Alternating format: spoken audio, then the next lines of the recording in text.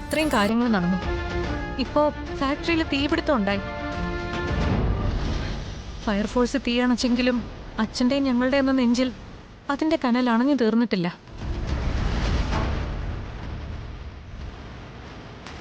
ആശുപത്രിയിൽ വെച്ച് പത്രക്കാരോടും നാട്ടുകാരോടൊക്കെ സമാധാനം പറയേണ്ടി വന്നത് അച്ഛനാ. അവരെല്ലാം കൂടി അച്ഛനെ എത്രമാത്രം വിഷമിപ്പിച്ചു എന്നറിയോ?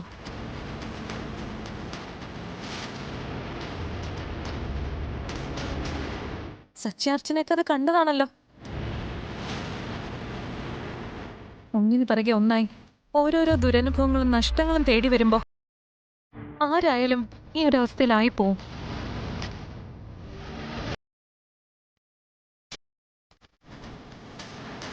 നിങ്ങൾ ഈ ചടങ്ങ് നടത്തുന്നതിൽ എനിക്കൊരു പരാതിയില്ല.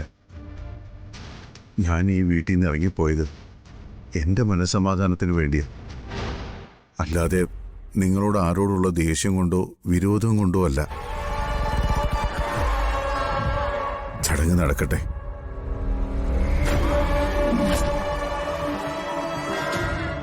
പക്ഷേ ഇപ്പോഴത്തെ എൻ്റെ മാനസികാവസ്ഥയിൽ ഈ ചടങ്ങിൽ പങ്കെടുക്കാനുള്ള മനോബലം എനിക്കില്ല.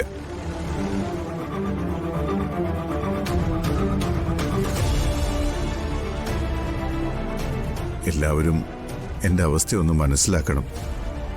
സച്ചേട്ടോ,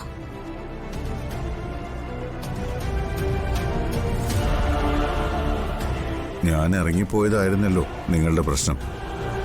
ഇപ്പൊ ഞാൻ തിരിച്ചു വന്നില്ലേ?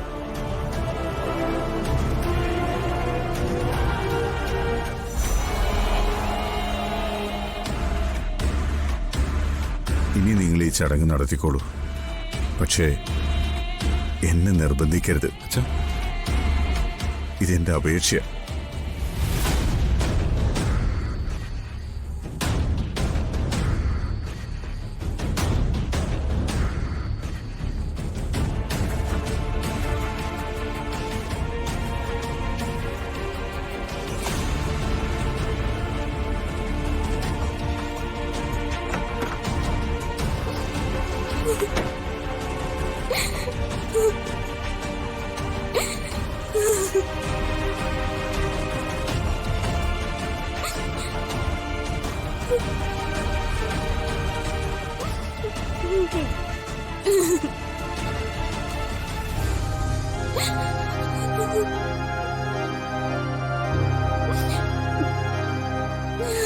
മോളെ